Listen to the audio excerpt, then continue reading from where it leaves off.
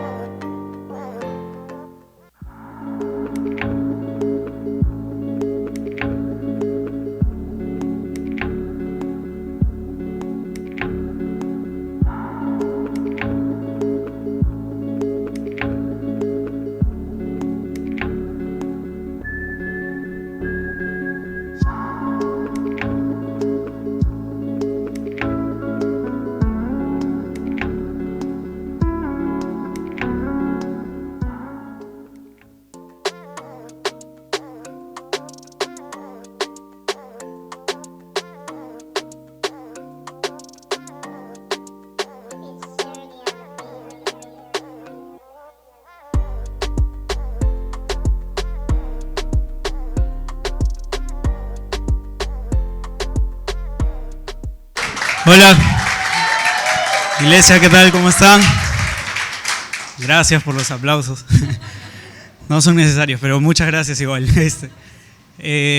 Antes de empezar, por ahí me muestran las Biblias, así que quisiera que aquellas personas que son nuevas o que se han olvidado de traer su Biblia el día de hoy, levanten su mano, algún ademán para que les podamos prestar la Biblia. Y si en caso ustedes nunca en su vida han tenido una o en su casa no tienen alguna, por favor llévensela, que es el souvenir más importante que van a poder recibir en su vida, se los aseguro. Bueno, el día de hoy nos toca seguir con nuestra serie, que es el estudio del libro de Nehemías. La serie se llama Tiempo de Edificar, y hoy día nos toca ir al capítulo 11 del libro de Nehemías. Por favor, si ustedes pueden ir buscándolo. Yo voy a tomar como referencia justamente esta Biblia, la versión que se les está entregando, que es la NBI, la nueva versión internacional, así que yo voy a leer en esa versión, pero al fin y al cabo en todas se puede entender. Así que Nehemías 11, mientras lo van buscando, por favor acompáñenme en una oración.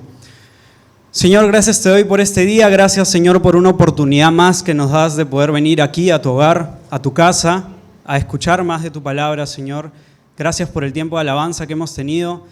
El día de hoy, Señor, queremos que tú nos muestres algo nuevo, algo que de pronto debemos cambiar, ajustar en nuestra vida, pero queremos presentarnos a ti, Señor, como un sacrificio vivo y dejar que tú nos muestres algo, Señor. Te lo entregamos en el nombre de Cristo Jesús. Amén. Muy bien, yo siempre tengo la bendición, vamos a decirlo así, que en las últimas veces que me toca enseñar siempre hay una lista de nombres extensa y no me quiero quejar. Como digo, es una bendición, así que hoy día vamos a ver qué bendición hay detrás de estos nombres. En Nehemías 11, yo voy a leer los versículos del 1 al 3 y el resto es la tarea para la casa, porque son los nombres. Y ahorita les voy a explicar por qué no lo voy a leer en esta oportunidad. La más clara es porque son 36 versículos y nos quedaríamos toda la noche acá leyéndolo. Pero vamos a arrancar con el versículo 1 de Nehemías 11. Dice así: los jefes del pueblo se establecieron en Jerusalén. Entre el resto del pueblo se hizo un sorteo para que 1 de cada 10 se quedara a vivir en Jerusalén, la ciudad santa, y los otros 9 se establecieran en las otras poblaciones. El pueblo bendijo a todos los que se ofrecieron voluntariamente a vivir en Jerusalén. Estos son los jefes de la provincia que se establecieron en Jerusalén y en las otras poblaciones de Judá: los israelitas, los sacerdotes, los levitas, los servidores del templo, los descendientes de los servidores de Salomón se establecieron cada uno en su propia población y en su respectiva propiedad. Y a partir de ahí empieza el conteo de aquellas personas que se ha mencionado acá van a residir a partir de ahora en Jerusalén. Entonces, yo antes de meternos un poco en esta historia, quería contarles sobre una ciudad que de pronto ustedes han escuchado en la actualidad que existe. Es la ciudad de Ordos. No sé si alguno por ahí de pronto ha escuchado acerca de esta ciudad. Si no, igual se las cuento. La ciudad de Ordos existe en la actualidad. Fue fundada en el año 2001 y es una ciudad que queda más o menos al oeste de Pekín, en China. Y es una ciudad que fue creada por el actual gobierno chino con la finalidad de que el pueblo, como saben, China es un país altamente poblado, pero poblado de una manera desproporcional. No es que está repartido a lo largo de su territorio, sino que hay partes que están muy, pero muy pobladas y hay otras partes que están vacías. Entonces, lo que hizo el gobierno chino fue crear ciudades como esta, Ordos, ciudades con todas las comodidades que ustedes se pueden imaginar, hoteles de lujo, con centros comerciales, centros residenciales, plazas, carreteras, absolutamente todo para que la gente decida ir a vivir ahí, ir a trabajar ahí y así la población de China se empiece a repartir proporcionalmente. Esa es la ciudad de Ordos, que se fundó en el año 2001 y aunque ustedes no lo crean, con todas esas comodidades, en el año 2014, 13 años después de su fundación, la ciudad tenía solamente 2.000 personas, alrededor de 2.000 personas habitando ahí. Y es una ciudad que tú vas y dices, ya quisiera que esa fuera mi ciudad. Pero solamente habían 2.000 personas viviendo ahí. A raíz de eso es que esta ciudad empezó a ser quizás un atractivo turístico porque ahora se conocía como la ciudad fantasma.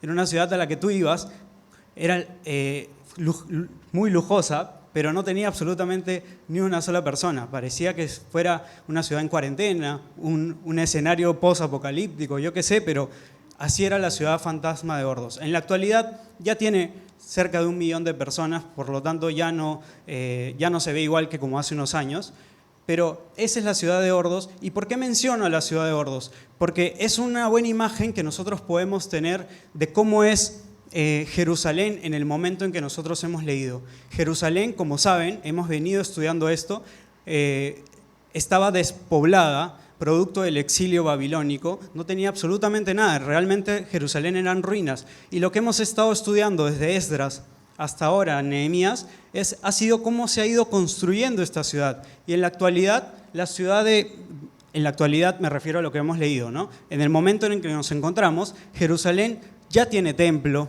ya tiene murallas, de hecho las acaban de terminar hace poco, pero ¿qué le falta y qué es lo que está pasando acá? Que no hay personas. La ciudad de Jerusalén tiene ya murallas, tiene ya templo, pero lo que le falta son personas.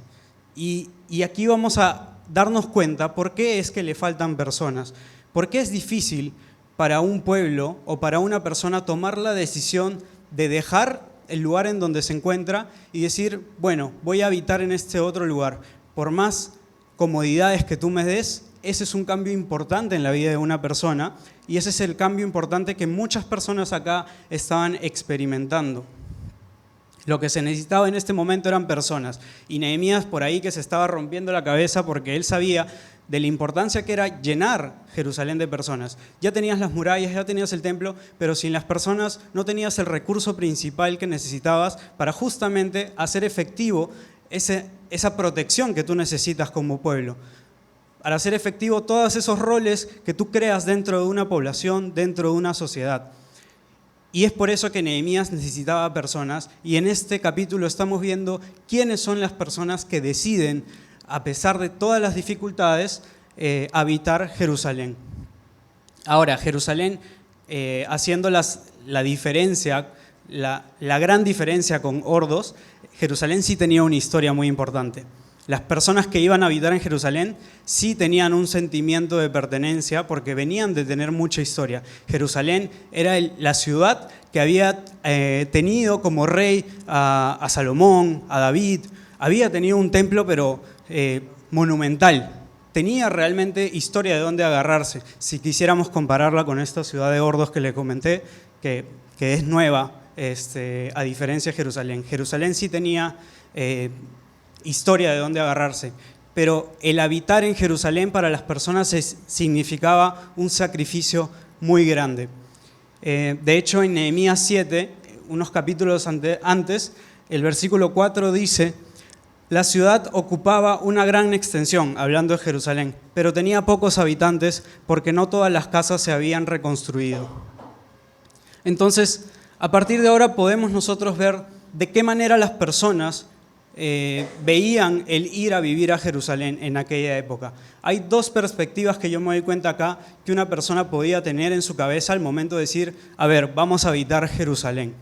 La primera es justamente verlo como un sacrificio, ver a Jerusalén como una ciudad despoblada, en donde habitar en ella significaba dejar tierras, porque te estabas yendo del campo y estabas empezando a habitar en una ciudad, en donde no ibas a tener las grandes parcelas que antes tenías, sino que ahora tú ibas a tener que acomodarte en un espacio pequeño, de pronto ibas a tener que poner un negocio, pero empezar de cero. Ya no ibas a tener el campo que te iba a sostener como lo tenías anteriormente. Ese era el sacrificio que una persona tenía que tomar la decisión al momento de irse a Jerusalén. Y esa era una de las perspectivas, el sacrificio. La otra perspectiva, y la hemos leído en el versículo 1, si es que ustedes cuidadosamente se dieron cuenta, es que Jerusalén es nada más y nada menos que la ciudad santa. Una de las perspectivas es que Jerusalén es ir ahí, es un riesgo total, y la otra es: estoy yendo a la ciudad santa. ¿Y por qué Jerusalén es conocida como la ciudad santa? Jerusalén es conocida como la ciudad santa principalmente porque Dios la llama así. En 2 Crónicas 6:6, Dios dice: escogí a Jerusalén para que mi nombre estuviera ahí.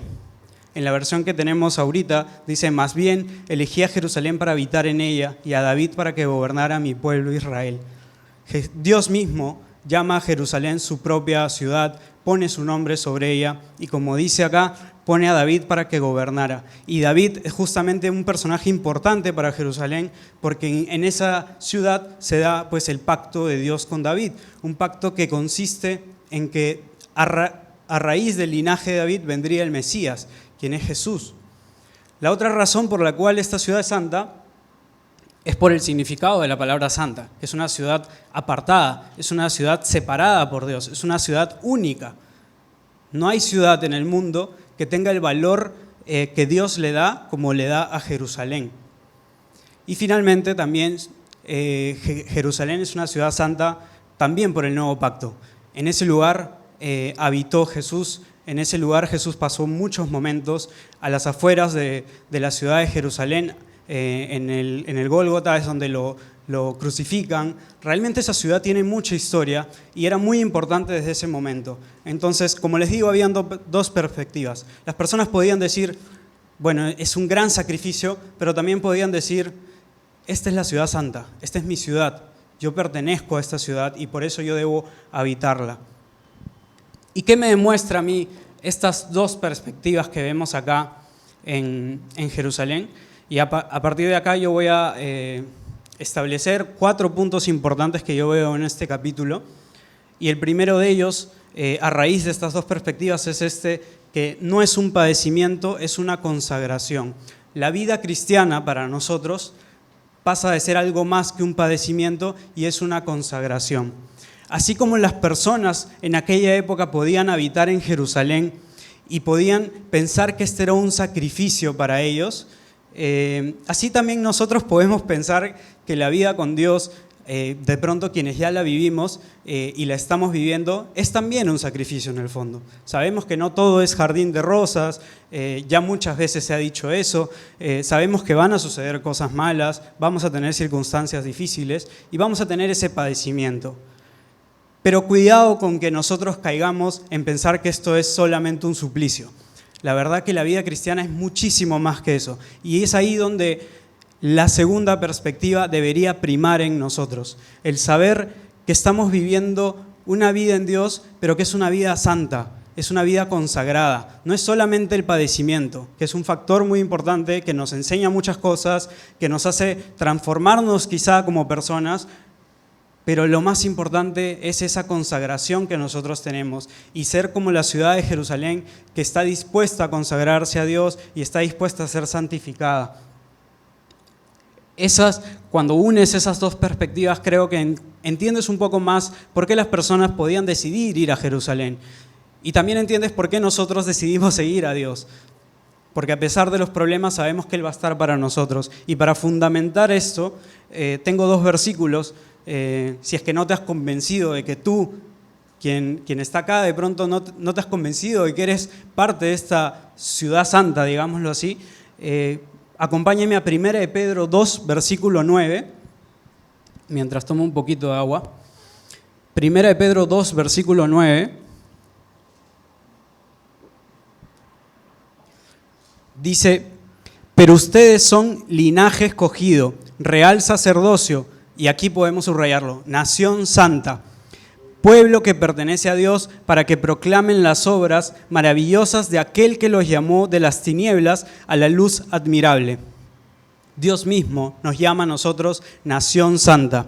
También 1 de Tesalonicenses 4:7 dice, Dios no nos llamó a la impureza, sino a la santidad. Porque una vez más, como les digo, la vida cristiana no es solamente el padecimiento, sino, y mucho más realzado, la consagración, la santidad que nosotros podemos encontrar en ella.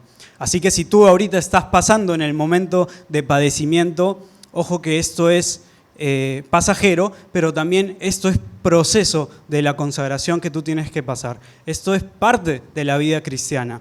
Y necesitamos este proceso para también ser consagrados. No te quedes en la perspectiva pesimista del sacrificio que significa ir a Jerusalén. También contempla la posibilidad de que esta es parte de tu consagración y de la santidad que Dios quiere para su pueblo. Entonces, si ya entendemos un poco este contexto, si ya entendemos un poco cómo era el pensamiento de las personas en aquella época al momento de tener que hacer tal mudanza, ahora sí podemos entrar a ver no nombre por nombre, pero grupo por grupo, quiénes eran las personas que finalmente iban a habitar Jerusalén a partir de ahora. Y son 3 grupos. Si ustedes se percatan bien, apenas empieza el capítulo, está el primer grupo, que son aquellos que decidieron quedarse a vivir en Jerusalén, que son los jefes del pueblo, la gente importante, la gente de nombre y la gente que tiene un rol. El segundo grupo, que está justo pegado en esa oración, dice los que por suerte tuvieron que vivir en Jerusalén. Es decir, que eran además la 10ª parte de los que estaban ahí. Echaban suertes y ellos se tenían que quedar a vivir en Jerusalén. Entonces, habían los que se quedaron a vivir porque eran jefes del pueblo, habían los que se quedaron a vivir porque por suerte les tocó quedarse a vivir, y ya vamos a explicar esto de por suerte, y también habían los que, y está más adelante, los que se ofrecieron voluntariamente a quedarse a vivir en Jerusalén. Los voluntarios, los jefes del pueblo, los suertudos y los voluntarios. Vamos primero con el primer grupo, que son los jefes del pueblo, y lo voy a leer. Al inicio del primer versículo, como les dije, dice así: los jefes del pueblo se establecieron en Jerusalén. ¿Y quiénes eran estos? Nos saltamos al versículo 3 y dice: estos son los jefes de la provincia que se establecieron en Jerusalén y en las otras poblaciones de Judá: los israelitas, los sacerdotes, los levitas, los servidores del templo y los descendientes de los servidores de Salomón se establecieron, cada uno en su propia población y en su respectiva propiedad. Entonces, estos eran los jefes del pueblo, aquellas personas que tenían una responsabilidad importante dentro del templo o dentro de esta sociedad, de esta ciudad, y ellos eran los primeros que decidieron habitar en Jerusalén. Y aquí yo tengo mi segundo punto, lo que me demuestra este grupo de gente. Y el segundo punto es que tu ejemplo influye. Tu ejemplo influye. O mucho más conocido, como se suele decir, predica con el ejemplo, pero yo le he puesto tu ejemplo influye. A mí me gusta escuchar, para además ejemplificar este punto, me gusta escuchar a mí muchos podcasts. No sé si ustedes ubican qué es un podcast, es como un programa en una plataforma de audio.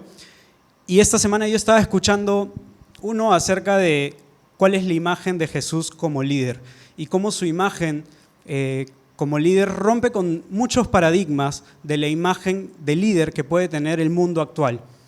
Porque además digamos que la palabra líder no es una palabra bíblica. No vas a encontrar un versículo que diga textualmente la palabra líder. Entonces se presta mucho a malinterpretarse el significado de un líder. Y de hecho, en la actualidad, nosotros y la gente en general puede tener una percepción y una definición de líder. Pero cuando miramos a Jesús, que es Cristo mismo, podemos de pronto cambiar totalmente la manera en cómo nosotros vemos un líder. Y un ejemplo que justamente se mencionaba en este podcast es que Jesús, cuando vino a la tierra, en muchos momentos, por la fama que él empezaba a tener, se le quiso hacer rey. Se le quiso poner la corona, sentarlo en el trono y que sea él el equivalente al César, por ejemplo. Se le quería hacer eso. Y Jesús, cuando veía y percibía que venía una situación como esa, ¿qué hacía Jesús? Él huía, porque él tenía claro que su imagen de líder en este mundo no era la de sentarse en un trono y hacerla de presidente, la de gobernador y establecer una monarquía. Él sabía que su función en el mundo era sí ser un líder, pero ser un líder que sea influyente para las personas sin la necesidad de tener un alto cargo, sin la necesidad de tener un estatus que las personas de por sí ya lo asemejen o ya lo perciban como líder. Jesús sabía que su liderazgo iba a ser a través de la influencia, a través del acercarse a las personas y preocuparse por ellas. Sí, Jesús llegó a muchas multitudes, pero también llegó a personas específicas. Y a través de esas personas, a través de esta estrategia, Jesús fue mostrando lo que era ser un líder. No necesitó sentarse en un trono para hacerlo. Y ese es uno de los paradigmas que nosotros podemos tener a veces de un líder. Es que tienes que tener un rol, que tú tienes que tener un estatus, que tienes que tener responsabilidades sobre ti para que puedas ser considerado un líder. Hoy te digo que si tú no cumples con ninguna de esas cosas, eso no quiere decir que tú no tienes una posición de liderazgo como la que Jesús tenía. Tú ya estás listo para influenciar en otras personas. No necesitas que se te otorgue algún estatus, que se te otorgue un rol, que no está mal tenerlo. De pronto en este mundo lo tenemos, incluso en las iglesias los tenemos roles, tenemos un orden establecido, pero el llegar a tener una posición no te hace a ti líder. Pero si vemos a Jesús, Jesús bastaba con acercarse a personas, influenciar en otras personas, inspirar en ellos otras personas con el ejemplo, y eso ya lo hacía el líder. ¿Y por qué digo que podemos tomar como referencia a Jesús? Porque yo estoy seguro que lo que nos muestra este primer versículo con los jefes del pueblo, más allá de que ellos tenían sí un estatus y un rol y un cargo, ya estaba inspirando en el resto de las personas. Porque al inicio dijimos que la gente no quería vivir en Jerusalén. Y lo que vemos después de que estas personas, los jefes del pueblo, deciden vivir en Jerusalén, es que otro grupo de personas se anima a vivir en Jerusalén, porque ya vieron el ejemplo, porque ya fueron influenciados y fueron inspirados por otras personas. Entonces, para cerrar eso, tu ejemplo influye, no te sientas poco porque no tienes un rol ni aquí, ni en el mundo laboral, ni en tu casa. No te sientas poco porque no te han puesto el estatus que tú quisieras tener. Ya estás listo tú, si tienes a Dios en tu corazón, para empezar a inspirar, a influenciar en otras personas y a marcar esa diferencia que Jesús también la marcaba. Entonces, ese es el primer grupo y eso es lo que rescato del primer grupo de personas que tenemos aquí. El segundo grupo de personas que decidieron vivir a Jerusalén son el grupo de los suertudos, los que salieron por suerte. Dice el primer versículo: entre el resto del pueblo se hizo un sorteo para que 1 de cada 10 se quedara a vivir en Jerusalén, la ciudad santa, y los otros 9 se establecieran en otras poblaciones. Entonces, básicamente ellos tiraban una moneda y al que le salía, ese se tenía que quedar a vivir en Jerusalén y los otros 9 que vayan a buscar su espacio por ahí afuera. Y suena raro para nosotros porque solemos pensar que la suerte, el azar, no viene de Dios. Sin embargo, no viene de Dios. Sin embargo, en esta época y en este contexto, el azar sí estaba visto como algo de Dios. Y ahora vamos a ver por qué. De hecho, un ejemplo de lo que era utilizar el azar en aquella época era algo que de pronto, si ustedes han estado siguiendo la serie de Reyes, lo habrán escuchado. El Urim y el Tumim. El Urim y el Tumim era un mecanismo de suerte, pero que finalmente era utilizado por los sacerdotes para mostrarle a una persona cuál era la voluntad de Dios. Tú como persona ibas donde el sacerdote y le presentabas tu duda existencial, le presentabas la pregunta que tú querías que Dios te resuelva, y el sacerdote tenía en su vestidura 2 piedritas. Entonces él las revolvía, las chocolateaba, y había una piedrita blanca y una piedrita negra. La negra significaba un no y la blanca significaba un sí. Entonces sacaba al azar la que él agarraba y esa era tu respuesta. Y tú te ibas feliz porque Dios había respondido a tu duda. Entonces, en la parte de atrás estamos vendiendo Urim y Tumim. No, mentira. Ya quisiéramos, ¿no? Pero, y para que vean que esto está avalado por Dios, en Proverbios 16:33 dice, Proverbios: las suertes se echan sobre la mesa, pero el veredicto, la decisión, proviene del Señor. O sea, sí, había un factor suerte, digamos, en aquella época, pero había un factor más importante que era lo que Dios decidía sobre ello.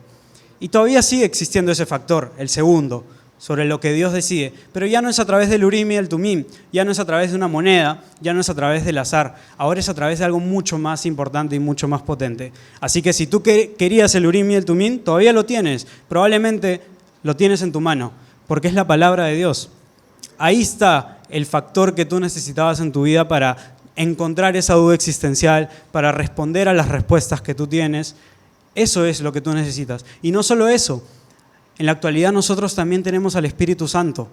Si tú has recibido a Dios en tu corazón, y ahora vamos a hablar más sobre esto, el Espíritu Santo es capaz de convencer en tu corazón. Entonces ya ni siquiera es que vas a dudar de si el sacerdote tenía buena o mala espina contigo y quiso escoger justo esa piedrita, ya la tenía señalada. No, aquí tienes total seguridad de que lo que está en la palabra de Dios no va a cambiar y lo que Dios dice sobre ella y te va a mostrar sobre ella es la verdad, y también que tienes al Espíritu Santo contigo y lo que el Espíritu Santo muestra en ti en cuanto al convencimiento también es palabra de Dios. Entonces, tranquilos que ya no necesitamos el Urim y el Tumim. La suerte, si bien se utilizaba en aquella época, nosotros tenemos herramientas mucho más efectivas que esas. Pero bueno, en aquella época 1 de cada 10 se quedaba en Jerusalén y los otros 9 se iban. Y ese es el segundo grupo de personas. Y el tercer grupo de personas que vemos acá son los voluntarios. Están en el versículo 2. Dice: el pueblo bendijo a todos los que se ofrecieron voluntariamente a vivir en Jerusalén.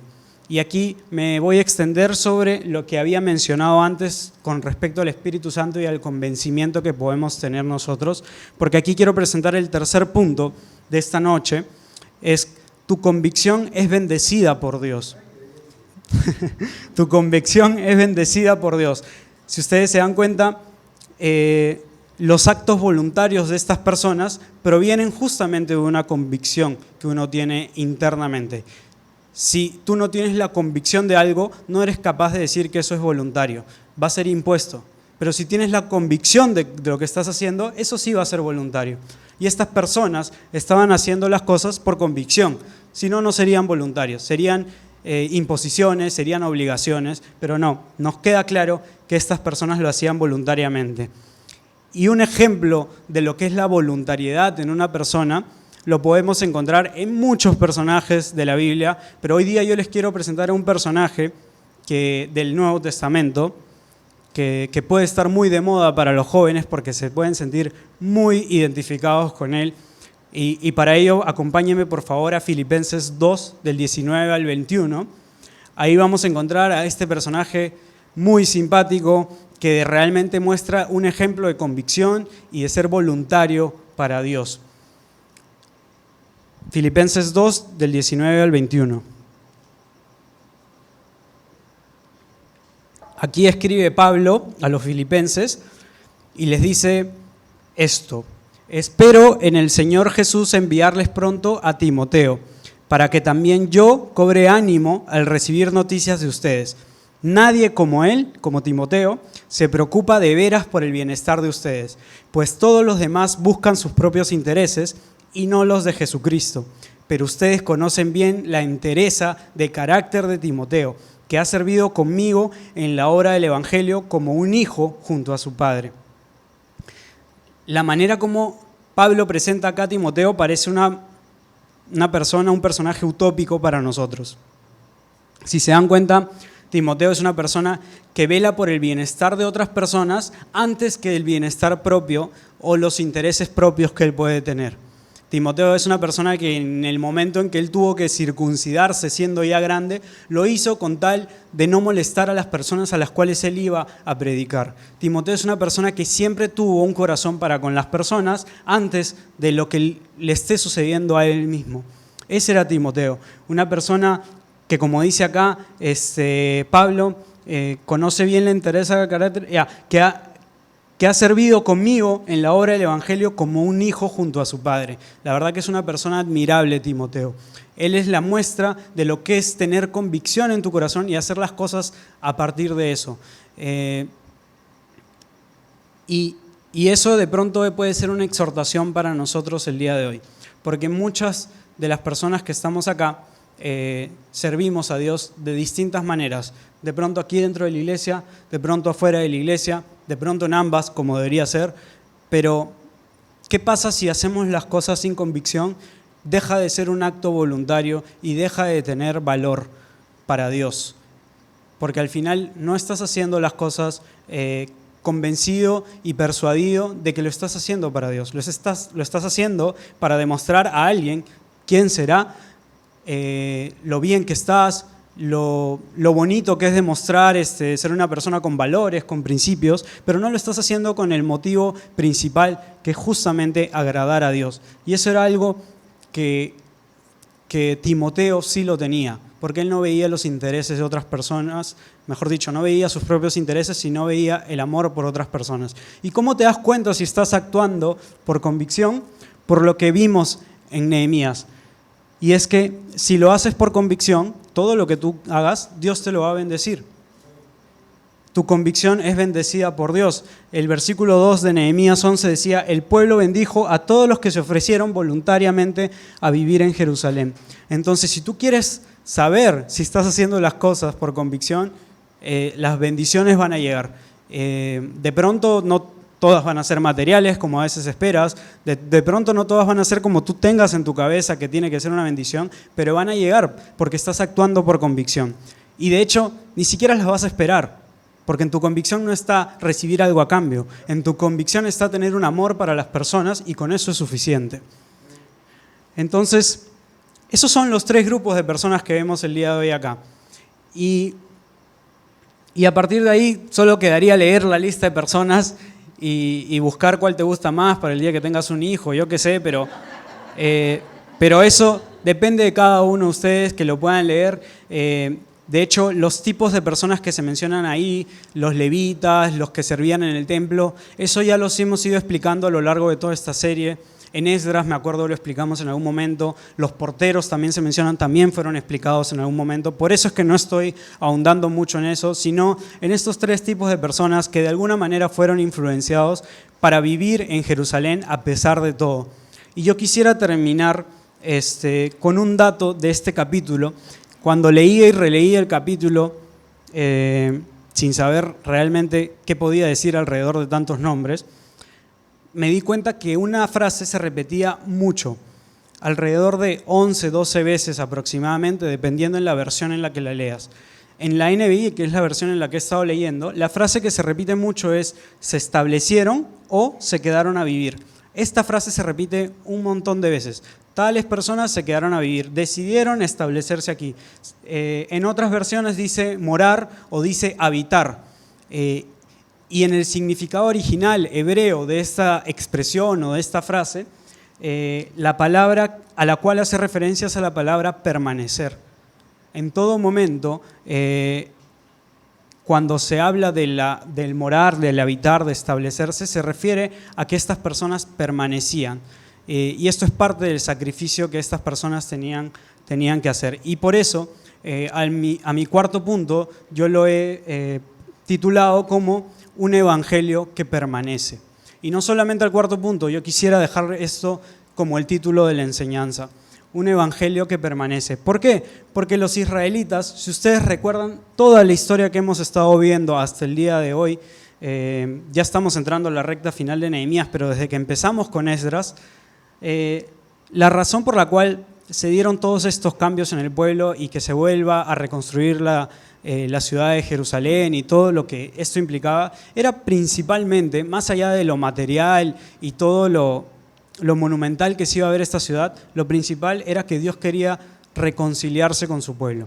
Y Él quería que ellos vuelvan a someterse a Dios, que vuelvan a respetar las leyes, la Torá, que era algo que se inculcaba mucho, y para eso Esdras fue muy importante, para que ellos realmente puedan reencontrarse nuevamente con Dios. Ahora, en nuestro caso, en la actualidad y como cristianos, a nosotros también se nos ha dado algo, y que es el Evangelio. Nosotros tenemos el Evangelio, y más allá de todo lo que nosotros tenemos materialmente, lo principal que Dios nos ha dado es el Evangelio, porque a través de él nosotros podemos reconciliarnos con Dios y podemos vivir consagrados a Él, como hablamos en el primer punto, podemos vivir en convicción de lo que Él pone en nuestro corazón, como hablamos también en el tercer punto, y hoy a nosotros, como en las personas en aquel momento, nos toca permanecer, nos toca ser fieles, nos toca mantenernos en la ciudad santa, porque es ahí donde Dios nos quiere. Van a haber dificultades, como ya lo dijimos, van a haber sacrificios y van a haber padecimientos, pero lo que Dios quiere el día de hoy es que te mantengas en la ciudad santa, que te mantengas consagrado a Dios. Y para eso, y para ir terminando, quisiera que me acompañen a Colosenses capítulo 1, del versículo 21 al 23, para que veamos justamente lo que es tener un evangelio en nosotros y un evangelio que permanezca, que perdure, que no se quede solamente en nuestra cabeza, sino que sea parte de nuestra vivencia, como las personas que iban a vivir en Jerusalén. Colosenses capítulo 1, versículo 21 al 23, dice así: en otro tiempo, ustedes, por su actitud y sus malas acciones, estaban alejados de Dios y eran sus enemigos.